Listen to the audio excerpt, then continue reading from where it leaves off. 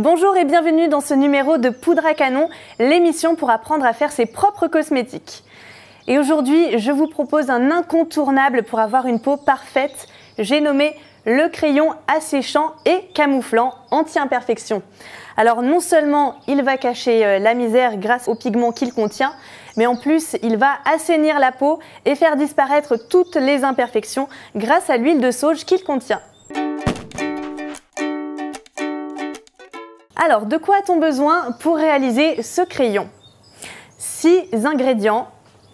Déjà, de la séricite, de l'oxyde minéral marron, de l'oxyde minéral jaune, de l'oxyde de zinc, la base stick Melt and Pour et enfin de l'huile essentielle de sauge sclarée. Pour les ustensiles, il vous faut 2 bols en inox, un mini fouet, une balance de précision, un pilon comme celui-ci ou bien une cuillère, ça fera aussi bien l'affaire, et un crayon que voici cosmétique vide. Une fois tout le nécessaire à disposition, lavez-vous bien les mains, lavez également tous vos ustensiles de fabrication et assurez-vous de travailler sur un plan de travail comme celui-ci, sec et propre. Allez, let's go, première étape. Pour commencer, on va transférer et peser 1,4 g de séricite dans le premier bol.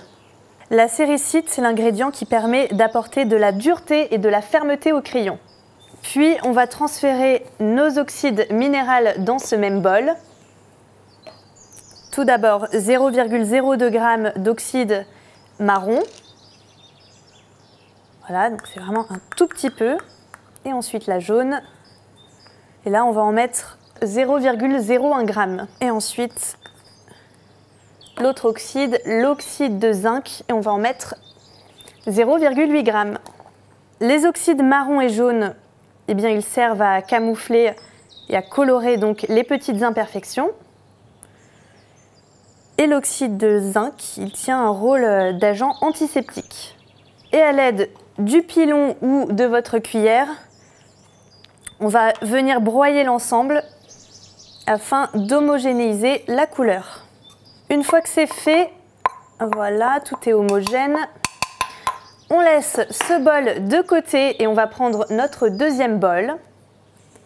Et on va venir mettre notre base stick Melt and Pour. Ça va apporter du glissant et de la souplesse à notre crayon et ça va permettre également une bonne dispersion des poudres colorantes. On le met donc au bain-marie jusqu'à ce que toute la préparation soit bien fondue. Alors, une fois que la base est fondue, tout simplement, on retire le bol du bain-marie. Hop. Et on va ajouter le contenu de l'autre bol, les oxydes. Tac. On met également une goutte de sauge sclarée. Et ensuite, eh bien, on mélange. Alors ensuite, notre préparation, elle doit être liquide. Donc pour qu'elle soit liquide, il faut qu'elle soit encore bien chaude. Là, c'est plus le cas. Vous avez vu, c'est bien mélangé, mais c'est plus du tout liquide. Là, du coup, ce qu'on fait, c'est qu'on va le remettre un petit coup au bain-marie afin de faire fondre tout ça de nouveau et que ce soit bien liquide. Et ensuite, on va s'emparer de notre crayon vide sans le bouchon. Et on viendra couler la préparation donc dans le trou. On prend notre bol. Le voilà. Et on coule la préparation. Voilà, il est rempli. On remet le capuchon, comme ceci.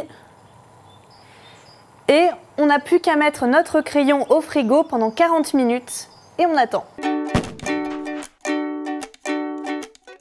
Après ça, il ne nous reste plus qu'à tailler notre crayon anti-imperfection 2 en 1, asséchant et camouflant.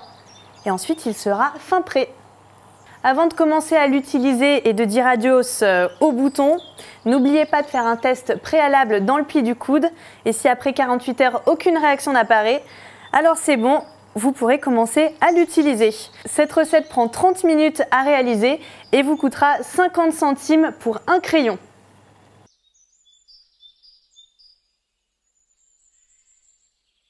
Et voilà pour aujourd'hui, poudre à canon, c'est fini. Pas d'inquiétude, je vous donne rendez-vous très bientôt pour une nouvelle recette beauté. Ciao!